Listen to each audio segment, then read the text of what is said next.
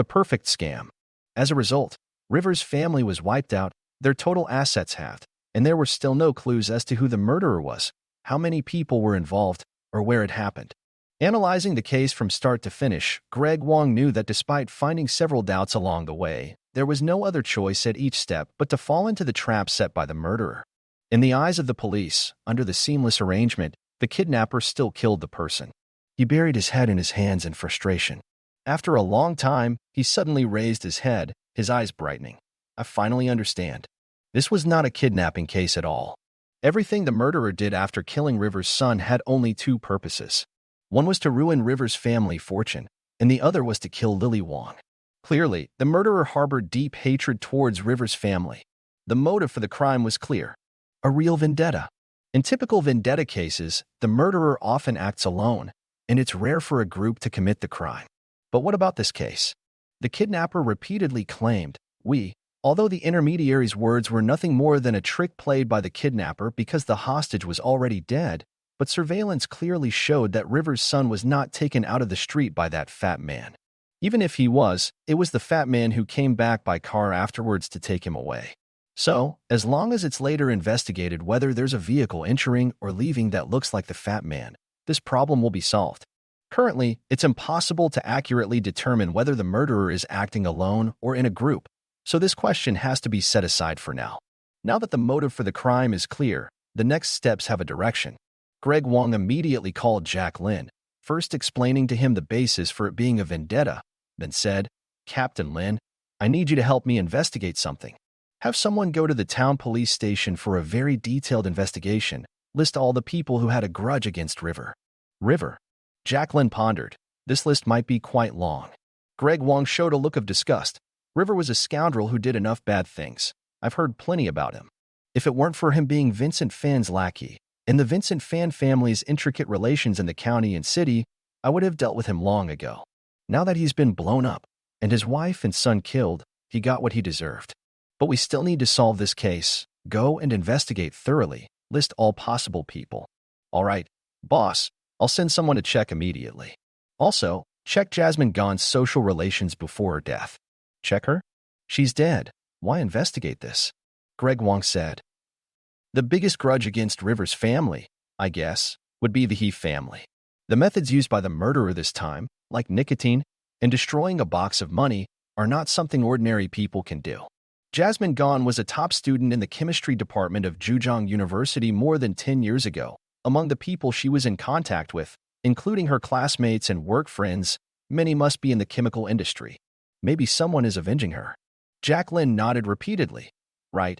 I heard Old Shin say that the high-purity nicotine was refined by the murderer himself, which is not something ordinary people can do. If the murderer came for avenging Jasmine Gaughan, it makes sense. It's not difficult for people in their circle to get some chemicals. If the murderer really came for Jasmine Gaughan, it's unlikely that someone with just a general relationship would commit such a big crime for her revenge.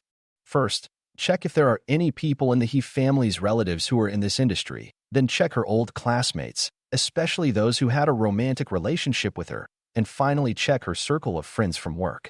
All right, this part of the work I believe won't be too difficult. We should have results soon. Also, Old Shin said that such high-purity nicotine could only be refined by the murderer himself, but in the box containing 3 million, there was a large amount of sodium metal, which could have been purchased by the murderer. And that lime, it's not the lime we use for whitewashing walls, it's high-purity calcium carbonate, also a laboratory reagent. Like laboratory-grade sodium metal, getting so much at once, the sales unit must have a record. This list is what Old Shin wrote of the basic materials the murderer might have bought. You have someone check the laboratory supplies sales points in the surrounding counties and cities, including school laboratories. After finishing, Greg Wong, having clarified the motive for the crime and thinking that solving the case was near, couldn't help but relax his brows and smiled, saying, but Old Shin also said, just afraid that the few things written on the list were also refined by the murderer himself. Jack Lin clicked his tongue. That's a bit exaggerated. Who knows? And I don't understand chemistry. Old Shin said that refining nicotine is organic chemistry, very difficult. The other few are inorganic chemistry, like sodium metal, seems to be obtained by electrolyzing the salt we eat. If the murderer can refine high-purity nicotine, it's not impossible for him to refine the other few by himself. Jacqueline helplessly said, "Well, I can only try my best to check, hoping the murderer isn't too diligent." "Right. How's the progress with the city bureau technicians restoring the surveillance footage?" "They said they could give us the images today, although not very clear, but we can recognize the license plates. Once we get it, we'll start checking immediately." As long as the murderer didn't drive the car out the next day, the range of investigation isn't large. Greg Wong nodded, saying, "It's possible for the next day, but we just need to check the vehicles that entered the street a few minutes before River's son entered until 6 o'clock the next morning." Jacqueline curiously asked, "Why do you think it's during this period?" "It's also possible that the murderer drove to transport the body later in the second day, right?" Greg Wong shook his head. "You don't understand my point. This time, I want you to check the vehicles that entered the street during this period, not the ones that left." "What's the difference?" "Of course, there's a difference.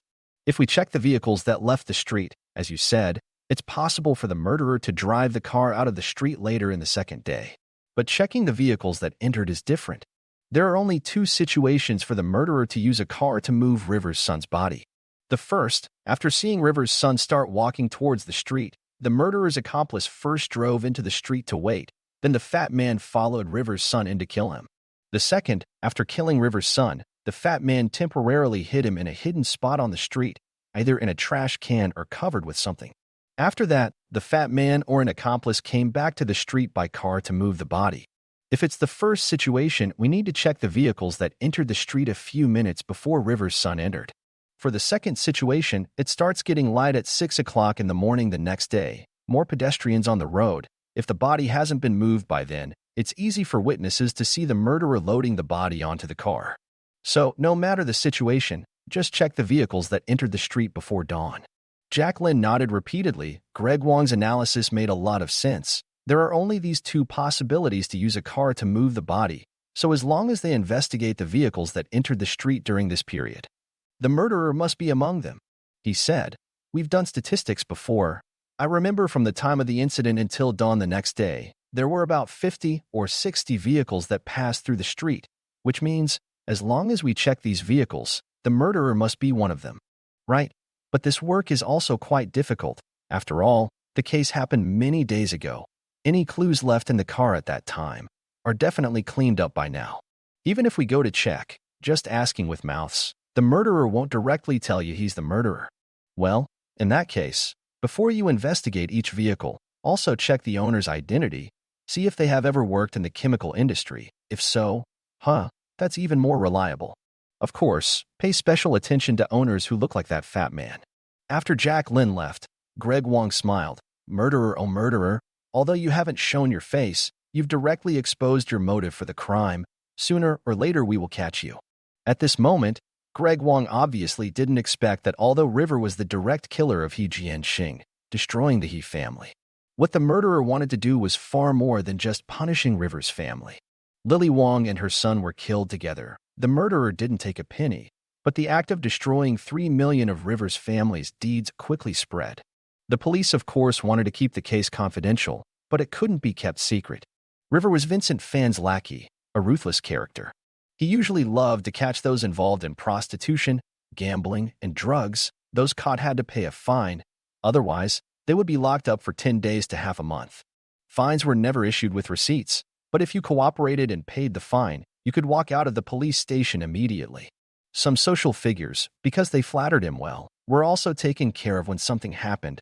Every time they were symbolically detained for a few days, the local people deeply resented him. His son was also a well-known delinquent in school. Students harassed by River's son informed their parents, and parents complained to the school and the police station every 3 days. Of course, some parents were also influential, and when it was escalated to the county, Greg Wong knew and once wanted to arrest this kid to teach him how to behave, but every time was persuaded by the Vincent Fan family's network of relations. River's son hadn't violated criminal law and was underage, usually collecting protection fees. Bullying students, Greg Wong, as the deputy director, really couldn't do much to him. Lily Wong was also a well-known proud person in town. Relying on River's status, she was very arrogant outside. Once during shopping, she had a dispute with a shopkeeper, directly called a group of social figures to smash the shop.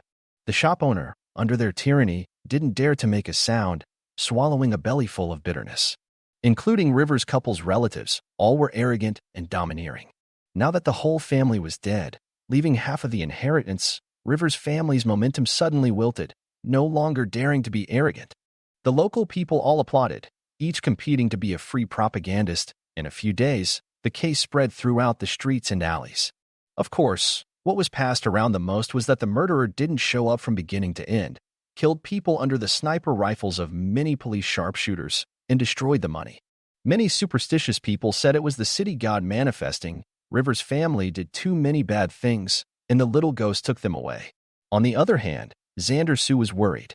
He heard the entire case description from his police friends. He hoped that Chase-Chin would stop at this point, before the police grasped his criminal facts, escape back to the United States. So the police's subsequent investigation would hardly pose a threat to him. But he knew Chase-Chin had never done half an illegal thing. Even from childhood to adulthood, he hadn't seen Chase-Chin fight. Like someone who has always been a lawful citizen, once he starts going crazy, it would only be more crazy. He was bound to be caught sooner or later. Xander Sue had no doubt about this. Although he had relied on his knowledge and technology to kill people and destroy money without showing his face, hadn't this directly exposed his motive for the crime? Not only the motive, but also his background in chemistry had been exposed. The police would eventually focus on him. But if Chase-Chin really got caught, would he be dragged into it as well?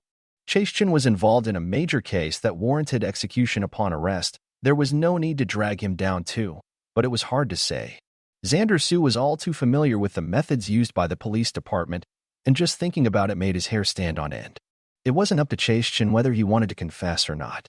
If he confessed that he was, in some sense, an accomplice, the consequences would be dreadful. Should he report to the public security that it was Chase-Chin who did it? But by doing so, wouldn't it be obvious that he was an informant and, in some sense, an accomplice? Why didn't he report it before, and only did so after the case blew up? His future would be ruined. But if he didn't report it now, what about when Chase-Chin gets caught in the future? Could he completely dissociate himself from it? He thought Chase-Chin was just joking. He never imagined he would actually commit a crime, so he didn't expect the Jiang family's case was really his doing. This was truly a tricky situation. Just as Xander Sue was pacing back and forth in his office, the phone rang. It was Jack Lin from the Criminal Investigation Team. He answered, "Captain Lin, hello. Xander, are you at the unit now?" "Yes. What's up? Is there a new case?" No, nothing serious. I just wanted to come over and chat about some stuff. Are you available now?" Xander Sue was startled. It wasn't about work, just to chat about some stuff? They couldn't have come for him so quickly, could they? He forced himself to calm down and said, "Sure, I don't have much work today. All right, I'll be at your unit in a bit." After hanging up, Xander Sue felt uneasy. Jack Lin must have been busy with the Jiang family case these days. Coming to chat about some stuff, it must be related to the Jiang family case. Could it be that Chase-Chin had been quickly identified as a target?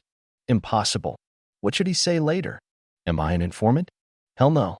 He immediately dismissed the thought. Yes, Chase-Chin and I have been classmates for many years, almost childhood friends. But would he tell me, a prosecutor, that he wanted to kill someone? Even if he did tell me he hadn't killed anyone yet, should I report him just for having the thought? How was I supposed to know if he was just joking? I haven't seen him in 10 years. Even if I knew about the murder of Lily Wang and her son, I'm not a psychic. How could I guess it was him? In a matter of seconds, he had prepared a full set of excuses to absolve himself of any responsibility. If Chase-Chin, you really got targeted, obviously I can't save you. I can only save myself and escape any involvement. Don't blame me for not being loyal. He remembered the time in middle school when they were chased by a tractor for protection money. Chase-Chin told him to run, and he ran away without any loyalty. Was history repeating itself? He sighed, his throat dry, and drank a glass of water. 10 minutes later, Jack Lin arrived at the prosecutor's office. Xander Sue had frequent business dealings with him, and they had a good private relationship. He took him to a small conference room next door and treated him politely. After some pleasantries, Jack Lin got straight to the point. You know about River's wife and son being killed, right? Xander Sue nodded. Of course, who doesn't know about it? Jack Lin smiled and asked, "What do you think about it?" "What do I think?" Xander Sue tensed up, gripping his water cup. "Are we chatting privately, or what?" "Of course, we're chatting privately. Don't take it the wrong way. I'm just trying to understand the situation. Why come to me? I heard you and Jasmine Gone were university classmates, and you've had some contact over the years. Our boss suspects this case is related to the He family. Xander Sue feigned surprise. You're not suspecting me of the murder, are you? Jacqueline hurriedly laughed and denied. How could that be? Honestly, the person who killed River's wife and child, it was a vendetta, and they used a lot of chemical technology. So, the boss speculated that the murderer is a friend of Jasmine Gone, avenging her. That's why we came to understand her social relationships. Oh, I see. Xander Sue relaxed a bit and said, since we're chatting privately, I'll put aside my professional stance. I can only say, well done. Jacqueline was slightly taken aback, then awkwardly laughed. Your view is exactly like my boss's. Oh, Greg Wong thinks so too. Jacqueline said, honestly, I also think it was well done. You know, look at those guys in the police station, how fat they are. Even the ordinary auxiliary police live better than us detectives. We work hard all year round to solve cases, and they just catch some gambling and drugs. But case is a case, it still needs to be solved. The murderer used very professional chemical techniques this time, and Jasmine Gone is a chemistry graduate. Our boss suspects the murderer is a friend of Jasmine Gone, avenging her. Xander Sue laughed. Lucky I studied law. I don't understand such advanced subjects as chemistry. Otherwise, living in this county and being a friend and classmate of Jasmine Gone, wouldn't I be the first to be suspected? Haha. Jacqueline said, that's the situation. You're close to Jasmine Gone. Help me think. Who among her friends is good at chemistry and close to her? Xander Sue helplessly said, I really don't know much about that. I knew some people from her department when we were in university, but that was over 10 years ago. As far as I know, she's the only one from her department in Jean County. I haven't had much contact with the others over the years. I really can't remember. Did you know Jasmine Gone worked in chemical research for a few years before she got married? I knew a bit. Did she have any particularly close colleagues or someone who was in love with her? I only knew a few people from her department, and I've hardly had any contact with them over the years. I'm completely out of the loop regarding her work situation, so I wouldn't know. Jacqueline pursed his lips, looked at Xander Sue skeptically, and asked again, Are you sure you don't know? Xander Sue was taken aback and firmly said, I really can't remember. If I think of anything later, I'll call you right away. Jacqueline gave him another look, could only reluctantly make some polite remarks, and left. Boss, we checked the files of over 50 cars that passed by Annell Road from the night of the incident until the next morning. Only one had worked in a chemical plant as a salesperson. The rest had no experience related to chemicals. We initially talked to each car owner, but didn't find anything suspicious. There were about 4 or 5 people who looked like the fat man, but after careful comparison, their height and other details didn't match. How could there be none? Greg Wong closed his mouth, pondering. Jiang Xiaobing must have been transported out by car. Since the fat man wasn't one of these car owners, it could now be determined that the fat man had an accomplice. And this accomplice was one of these 50 or so people, hiding very well. Just questioning the police wouldn't yield results. Jacqueline continued to report, we also visited chemical sales points in surrounding counties and cities.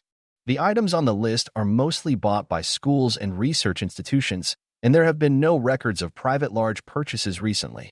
However, whether the murderer is a person from a school or research institution, we can't judge.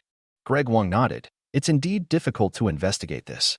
Whether the murderer is a private individual or buys in the name of an institution, buying a bunch of sodium metal at once is very unlikely. Sigh, it's probably the murderer who refined it himself. By the way, how's the investigation into Jasmine Gone's social relationships going? Jacqueline looked troubled. They're not very cooperative. Greg Wong puzzled. Who's not cooperating? Jasmine Gone's former classmates and friends. We started with the contact information of her classmates from Zhejiang University. After calling and explaining our identity, the reactions were all very cold, uniformly saying they didn't know well and weren't close to Jasmine Gone. Oh, was Jasmine Gone not very popular during her studies? No, we later found out that Jasmine Gone was outgoing, and her relationship with her classmates was generally harmonious. After repeated questioning, we finally understood. It turns out they have a group online. Although they graduated many years ago, they still keep in touch online. Originally, after Jasmine Gone's suicide, all her classmates were very angry and sad. After the Jiang family mother and son died, the case immediately spread among her classmates, all saying it was well done. So I guess that's why they're unwilling to cooperate with our police investigation. You can't blame them. If your good friend was killed, and then that family was wiped out, of course, you wouldn't want the police to catch the murderer. I think we can get a lot of information from her classmates, but they probably won't cooperate just over the phone. In that case, we need to visit her classmates directly. The police showing up at their door. These guys will definitely tell the truth. Among Jasmine Gahn's university classmates, not one is in Jean County. Later, I found out that Xander Sue from the prosecutor's office and Jasmine Gahn were university classmates. They knew each other and have been in contact for many years with a good private relationship. I specifically went to him today to ask about Jasmine Gahn's social situation, but he said he didn't know clearly. Xander Sue? The head of the appeals department? Yes. This person is very steady in his work, one of the most promising middle-level cadres in their office, and is said to be the son-in-law of their director. I think he's probably also angry for his friend. With his position, he would definitely speak. How about this? Ask him if he's free tomorrow. Let him come to see me. I'll talk to him. By the way, are there any of Jasmine Gahn's classmates in our city? There are 3, all in the city area. One of them was their class leader. Now he has his own chemical trading company, quite a large scale. What's his name? Leo Liu. Greg Wong nodded silently. Entrepreneurs. They dare not refuse to cooperate with the police investigation. All right, contact him. I have to report to the city bureau in a couple of days. I'll meet him, by the way. Okay, I'll get right on it.